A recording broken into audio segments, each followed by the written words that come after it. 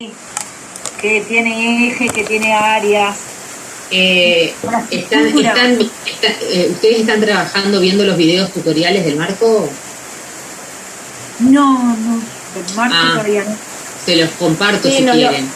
Nos los puso. Ella nos recomendó los videos, sí. Los videos, sí. ¿Los que son 12? Sí. Son dos. En principio Ya los compartió. El video lo que tiene de bueno es que ustedes, si van a hacer una actividad y van a pensar, bueno, este eje, esta competencia, van al video y siempre lo tienen como referencia de que van a ver que es bien explicativo cada video de cada uno de los ejes, de cada competencia, de las áreas. Están buenos, Entonces, yo vi algunos. Sí, están muy buenos. es el último que puso, el último PDF, ¿no? No es un PDF, son links. Hablando de videos, Gabriela. Hay videos que son tipo 12 tutoriales. Como tutoriales es cuando se hizo la presentación del marco curricular. Están colgados en la El máximo dura 9 minutos. Son todos cortitos.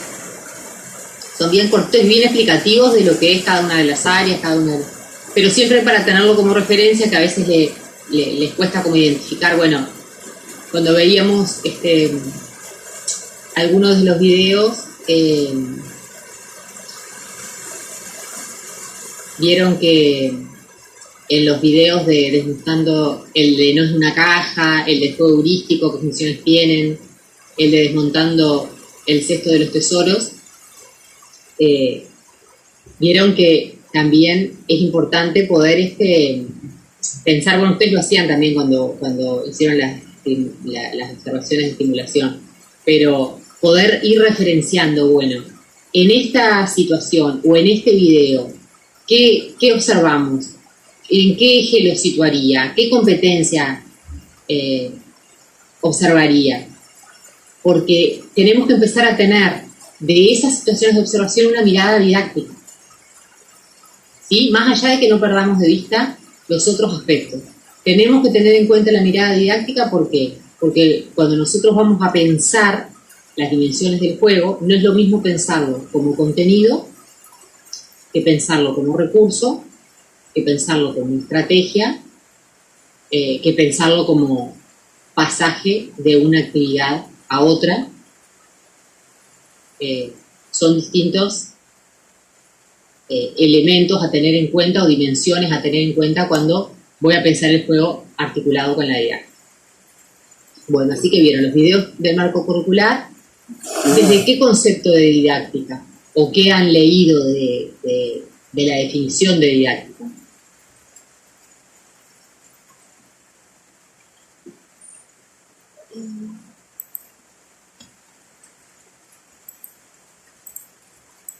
Hemos dicho que son las estrategias y los recursos que utiliza el docente para cierto aprendizaje.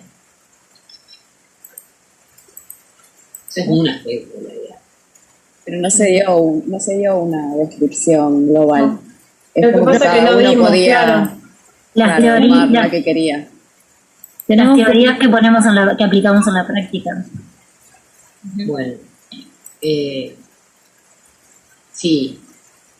El tema es que ustedes tienen que pensar, sobre todo cuando pensamos en la centralidad del juego en la educación inicial, cuando pensamos en una didáctica de nivel inicial.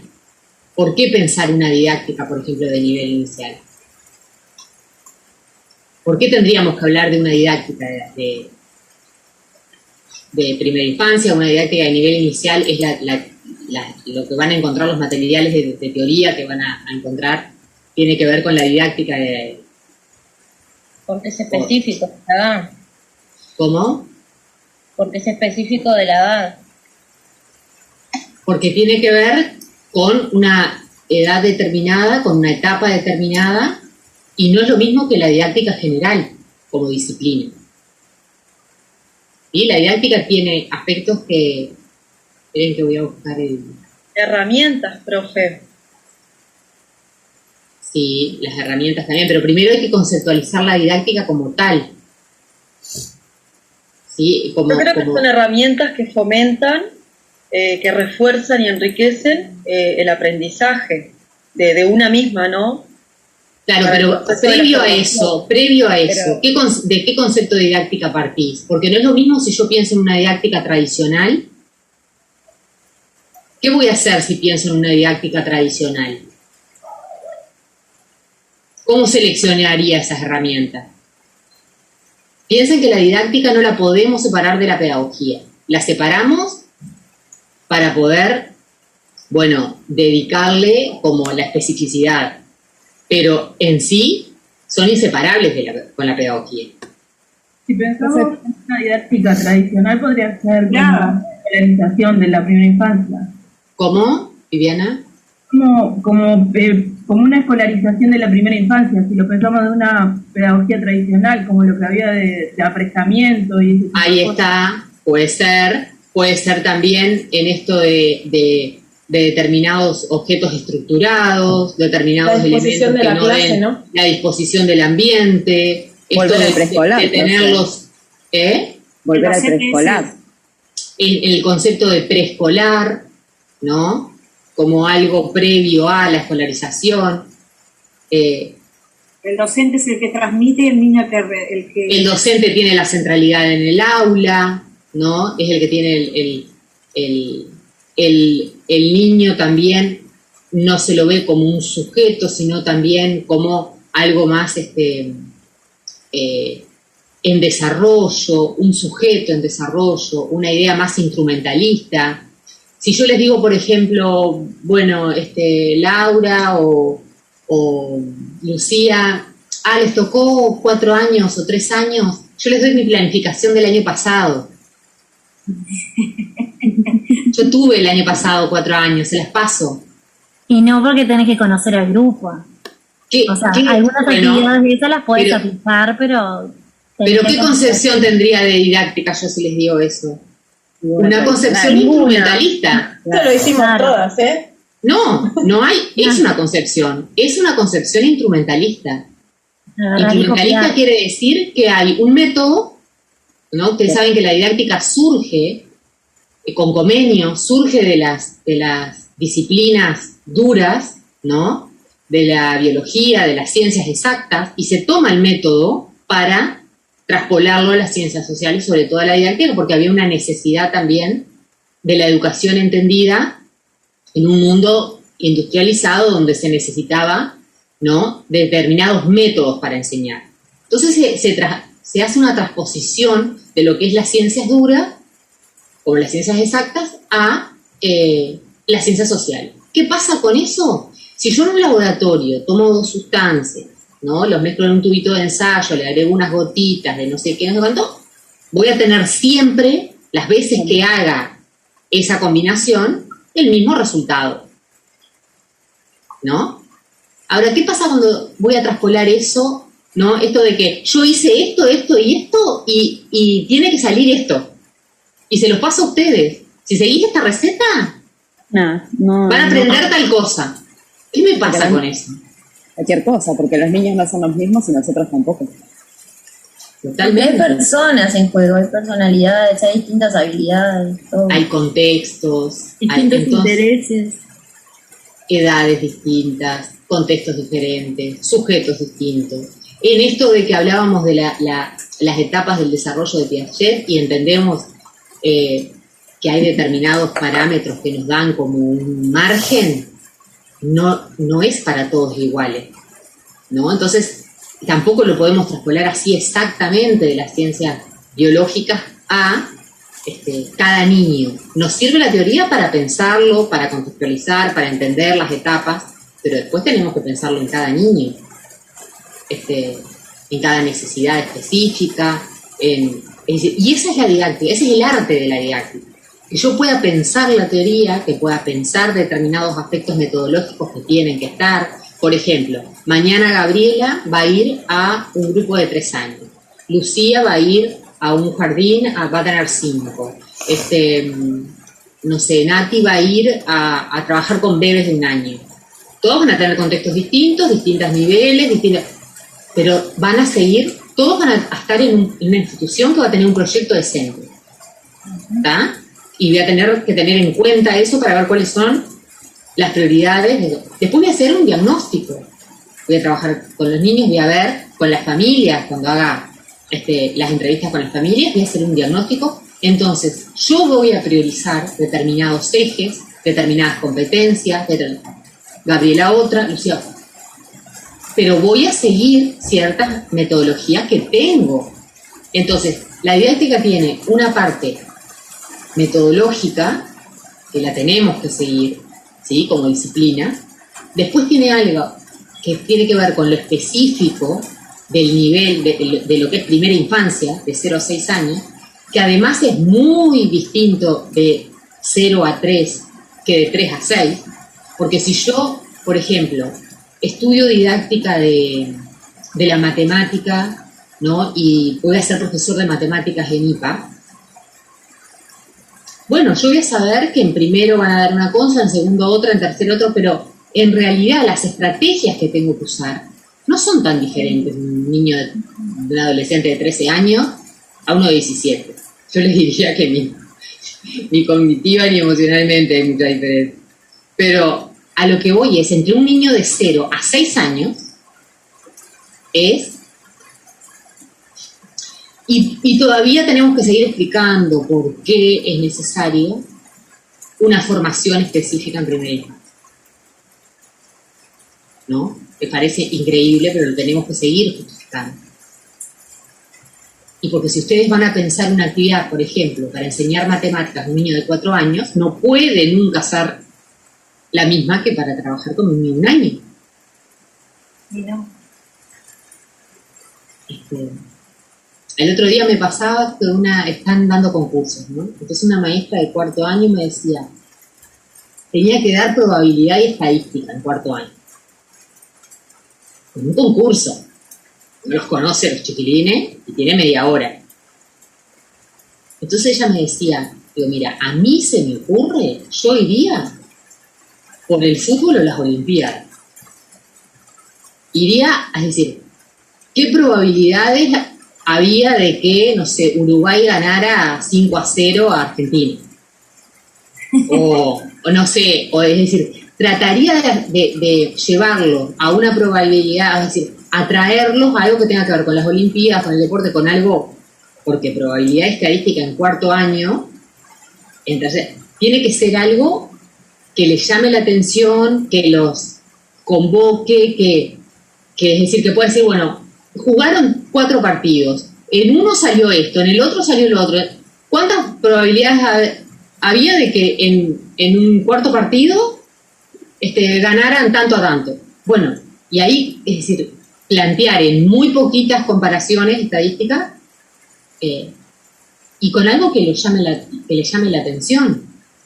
Si lo voy a trabajar con chiquilines de 4 años o de 5 años, con niños, no es lo mismo que si lo voy a trabajar en 4º o en 5º. Entonces, es importante, ¿no?, que nosotros, dentro de lo que son los contenidos, lo mismo que les decía la otra vez, por ejemplo, si voy a trabajar numeración o la serie numérica, en 2 años voy a poner números con forma de patitos, con forma de animalitos, con forma, ¿no? Y por ejemplo, si pongo una gallinita, una cosa que tenga tantos huevitos en el canasto, entonces que ellos vayan y los peguen. Si yo voy a trabajar con niños de 5 años, bueno, no, entiendo que puede reconocer el número en la serie numérica. Va a elegir el número, lo va a ir a pegar. ¿Se entiende? Es bien distinta la estrategia que voy a usar y los materiales el tiempo que voy a planificar la actividad. Todos esos son aspectos de la didáctica como un arte. Por más que a mí me den la receta del manual, capaz que un día la aplico y si tengo suerte me sale algo bien, pero les diré que en uno la actividad son 15, 20 minutos y está, porque después se te van.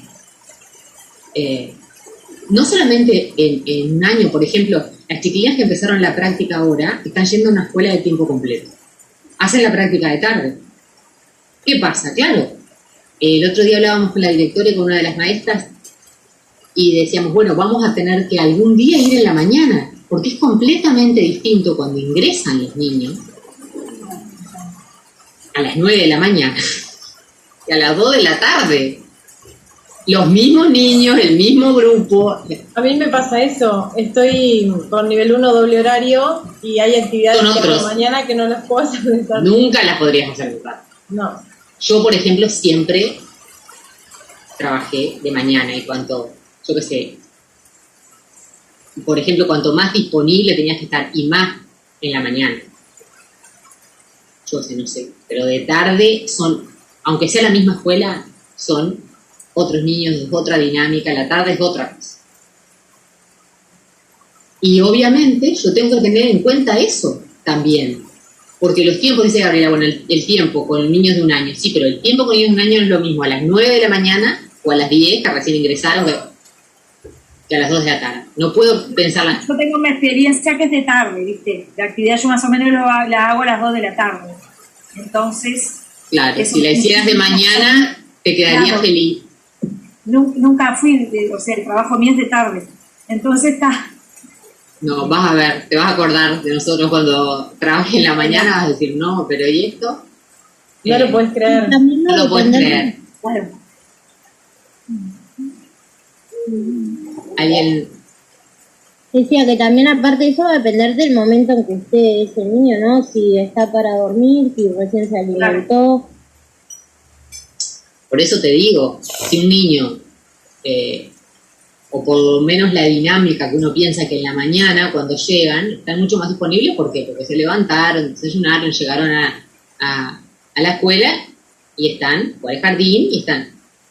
Ahora, sobre todo tiempo completo, que continúan, claro, las chiquilinas, ahora que arreglaron con las maestras y con la directora para ir en la mañana, me dicen, claro, no. Y hoy, por ejemplo, se quedaron un ratito más y vieron la salida, que es otra cosa que no la habían visto porque iban en un horario que... Entonces, claro, se quedaron también con otra visión, dicen, no, qué increíble, no toda la organización de lo que es el ritual para salir, para despedirse, cómo lo reciben las familias, es decir, son todos instancias y que tienen que tener una planificación. El recreo tiene una planificación. Entonces también es importante que pensemos en que la didáctica es un arte en cuanto a eso. ¿Tiene una metodología? Sí. ¿Es una disciplina general? Sí. ¿Es específica de nivel inicial? Sí. ¿Por qué? Bueno, por todo lo que sabemos, ¿no?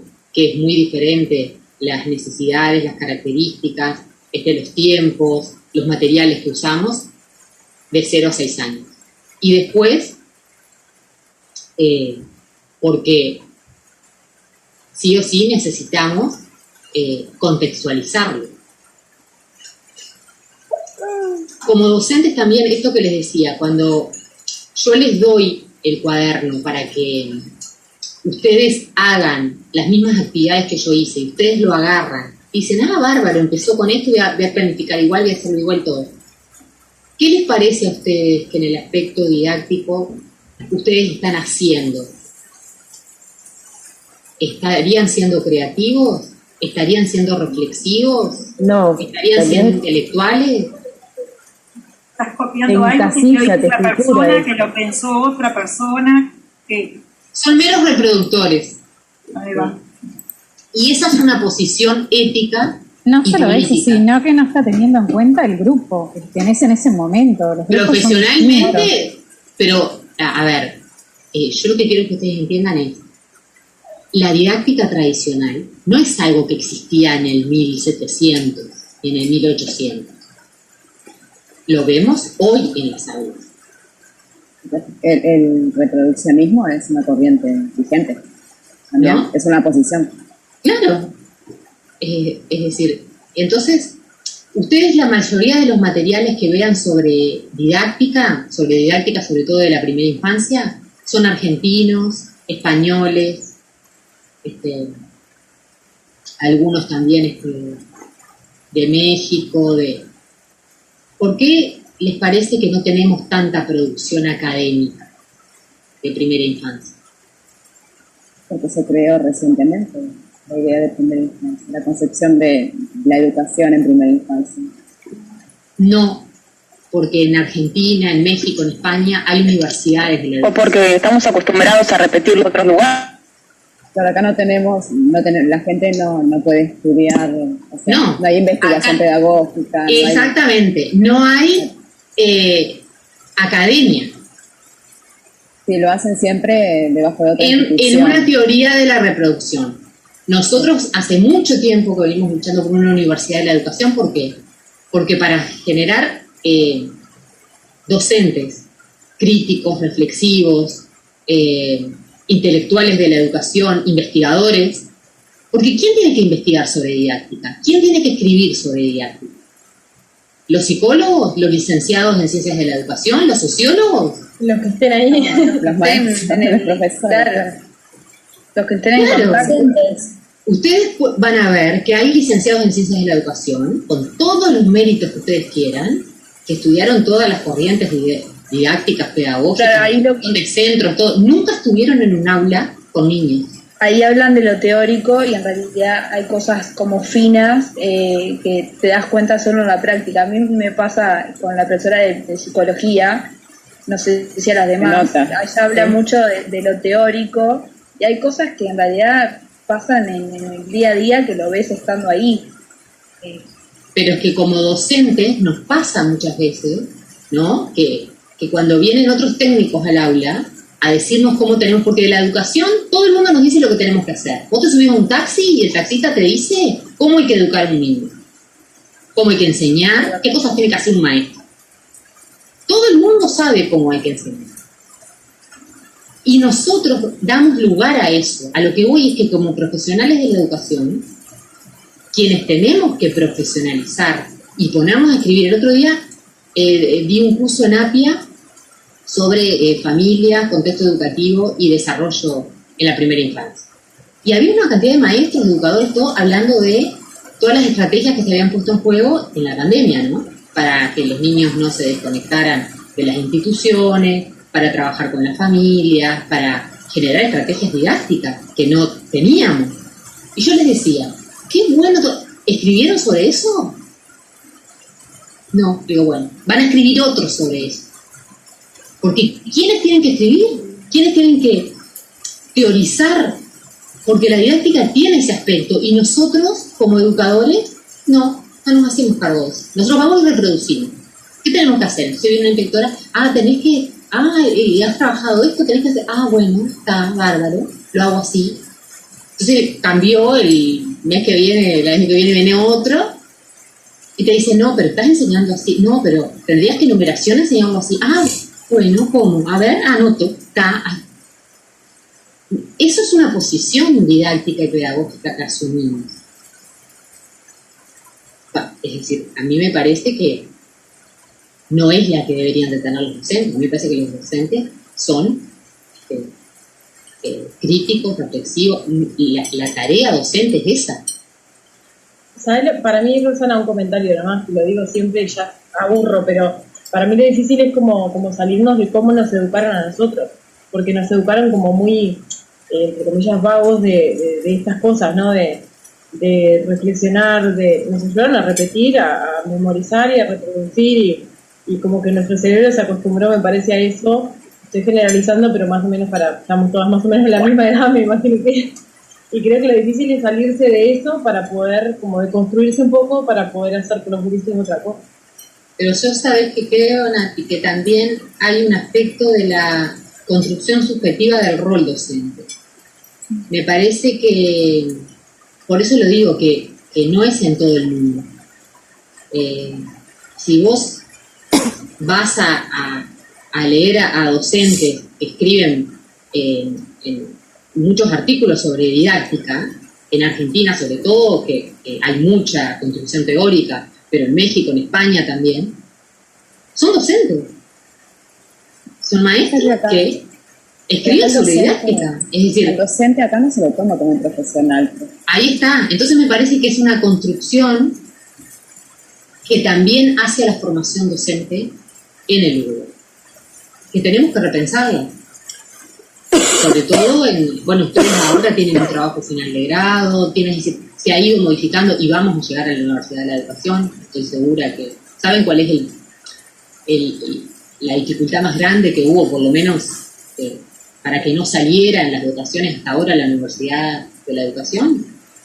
¿No es que hay que aportar a la caja profesional o algo así? Eso no sería un problema. Bueno, pero tienen que hacer todo. Dependiendo los sueldos, sí sería un problema. En realidad. No, en realidad no vas a aportar a la caja profesional de todas las cajas, es distinto. Nosotros estamos regulados, los docentes, sobre todo de educación pública, también dentro de la ANEP. Es decir, no aportarías a una caja particular. Sí, yo había escuchado algo de eso, pero eso capaz que no, estaba equivocado. Pero también eso es un aspecto socioeconómico, político, porque... ¿Pero eso es cuando te recibís que pagás la caja? Pero no sería la caja tampoco como es concebida la caja de otras profesiones. Y eso es un argumento como muy... Porque lo mismo pasa con FONASA o con... por ejemplo, Nati, vos pagás como docente. Cuando yo me recibí no teníamos ni mutualista, ni boletos, ni nada. Y vos decís, yo como profesional de la educación, como agente social y político hablo de cuando pensamos que somos constructores de ciudadanía, no político partidarios, ¿no? Es una profesión que genera ciudadanía, que generás una sociedad determinada, querés transformar una sociedad. Yo quiero que todas las personas de esta ciudadanía tengan acceso a la salud, ¿o no? Que pague el que tiene y el que no tiene no acceda. No, todos tenemos que tener... Bueno, entonces si vos decís no, yo es decir, hice una carrera, estudié en algo público, otros aportaron para que yo pudiera estudiar, me recibí, tengo que pagar 800 pesos, 900 pesos para que todo el mundo tenga... Es también una visión, claro, es una visión también de cómo concebís si es un gasto o es una inversión social lo que vos estás haciendo. Lo mismo pasa con ¿sí? No, con lo de primaria, que lo pagan... El impuesto a primaria, el fondo de solidaridad que pagamos los universitarios. Y mucha gente te dice, ¿por qué tengo que pagar el fondo de solidaridad? Y bueno, porque yo estudié gracias a que otros aportaron. Claro. Y yo quiero que los estudiantes que no pueden venir a la universidad tengan becas. A mí, es decir, hiciste una carrera. En cualquier lugar del mundo donde fueras a estudiar una carrera, un posgrado, una maestría, te sale carísimo. Nosotros tenemos una gran universidad pública, una gran educación pública.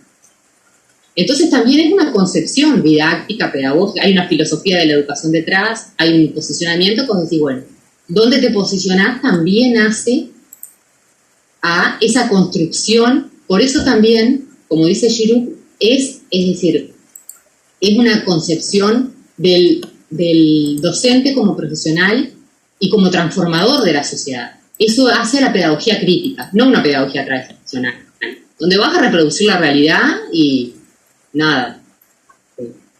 Si lo que se necesitan es, yo qué sé, no sé, determinado, una educación para la industria, bueno, vas a priorizar determinados contenidos. Si se necesita una educación para generar, yo qué sé, determinados recursos, no sé, mineros o recursos, vas a generar determinados profesionales. Ahora, una de las dificultades más grandes de la Universidad de la Educación en que se aprobara no fue nada ni del tema de cuál sería el aporte universitario que harían los profesionales de la educación, eso fue como un tema más, porque ni siquiera estaba como planteado de cómo se haría. Pero a lo que voy es, una de dificultades, y por lo menos los argumentos que dieron quienes votaron en contra, es la autonomía y el cogobierno. Ustedes saben que la Universidad de la República tiene autonomía y cogobierno.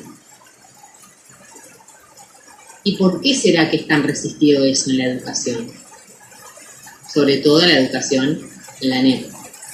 Eso es lo que tienen los partidos políticos en las pedagogías que se imparten. No los partidos políticos, porque en realidad son políticas de Estado. Y una de las cosas que tiene la educación es que como es políticas de Estado, no importa el gobierno que esté, es una política de Estado. Y eso es una tradición como muy fuerte en el Uruguay. Pero la educación, sobre todo la educación de la ANEP, lo que tiene es también que la autonomía y el cogobierno implica que los intelectuales de la educación y los docentes no sean meros reproductores, ¿no? Porque hasta ahora, es decir, ahora mismo hay una reforma curricular, se están pensando aspectos de la nueva currícula, de nuevo. Y esto tiene que ver con tener una universidad de la educación. ¿Qué categoría tienen también los docentes para tomar sus propias decisiones? ¿Pero vos decís que hay como resistencia a ese cambio? ¿Sí? ¿Y por qué no ha salido? No sé, pero la resistencia ¿es tanto desde la parte del gobierno o es también desde la parte de los propios maestros, los propios docentes, los propios educadores? Y habrá docentes y habrá ahí de todo. Pero yo lo que voy es, ¿por qué cuesta tanto el cambio de chip? Eso que yo les decía de lo que es a la construcción del rol docente. Porque cuesta modificar el rol, cuesta modificar, decir esto, ¿no? Voy a que alguien apruebe las currículas y yo voy y las imparto, ¿no? O tener otra discusión a nivel intelectual sobre las currículas.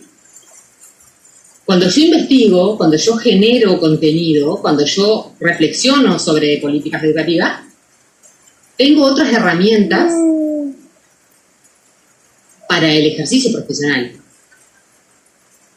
Y lleva más trabajo, ¿no? Capaz que la resistencia por ese lado también. Bueno, pero si nos queremos comparar a Nueva Zelanda y cuando decimos, porque la educación en, yo qué sé, en Nueva Zelanda, en Finlandia, tiene los mejores, sí, también tiene los mejores docentes. Y también ganan en relación a la estructura académica que tienen. Y también son valorados socialmente en base a esta... Entonces a lo que voy es, hay aspectos que nosotros nos tenemos que hacer cargo como docentes en nuestro propio rol, de cómo concebimos nuestra tarea, que es la didáctica. Por supuesto que podemos desarrollarnos a nivel de la pedagogía, pero también hay otras disciplinas que pueden desarrollar la pedagogía como teoría y sin embargo no conocer la didáctica, porque los que sí sabemos de didáctica somos los docentes. Por eso eso que yo les decía, cuando vienen otros técnicos a decirnos, no, pero no deberías hacer esto, pero deberías hacer lo otro, uno dice, sí, genial, vení acá al grupo, al aula, quédate y después mirás las estrategias. Pero una cosa es el libro y otra cosa es la cancha, ¿no? Porque yo les digo a ustedes, yo les doy un manual de aviación, le digo, ¿no se me estudia en el manual de aviación? Y mañana viene Gabriela o viene Helen y me dice, yo tengo clarísimo el manual de aviación, no me digas, buenísimo, a ver, contame. Todo me dicen sobre el avión, sobre el despegue, sobre la cantidad de nafta que tiene, sobre las turbinas, sobre la cantidad de metros que puede volar, que no los pasajeros, todo genial. Ay, buenísimo, te lo sabés de pe a pa. Yo te digo, ¿volaste en un avión una vez? Vos me decís, no, yo no me subiría al avión contigo. No sé ustedes. Pero... ¿entienden cuál es la diferencia entre, podemos tener toda la teoría? Mucha teoría y poca práctica. Pero después necesitamos que Claro, como las clases de manejo, dice. Sí, totalmente. Yo me sé todo y, bueno, y lo vemos, ¿no? Un auto y te chocas con la Después agarras un auto y Dios mío. Y bueno, sí, el tema es que tenemos que tener en cuenta eso, que cuando chocamos, imagínense lo que es, yo siempre lo imagino con el avión porque digo, si nosotros tomamos dimensión de la responsabilidad que vamos a tener, con 20 niños, con 25 niños que vamos a ir manejando con esa responsabilidad, y lo tenemos que tomar en serio. Si decimos, bueno, que salga lo que salga, y si me sale mal no me importa, y total, ¿no? O si les pongo un jueguito en una mesa y estamos en octubre y siguen con el jueguito en la mesa. Bueno, son aspectos que también hacen a la didáctica. Pero ¿qué se lleva ese niño? O sea, tenés que ver eso también. ¿Qué estás enseñando? Por eso el para qué, cómo y por qué. Totalmente. Esas dimensiones son... que vos le enseñás para que vaya creciendo y vaya aprendiendo cosas a medida de grado que vaya pasando, pero le tiene que quedar siempre algo al niño.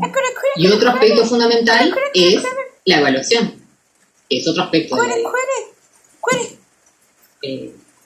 todo lo que tiene que ver con la planificación y con la evaluación. Porque si yo hago una actividad y no la evalúo, ¿no? ¿Cómo sé qué me dio resultado, qué no, qué le debería cambiar? ¿Me dio resultado para todos o para algunos? Y para otros tengo que buscar otros recursos y otras herramientas.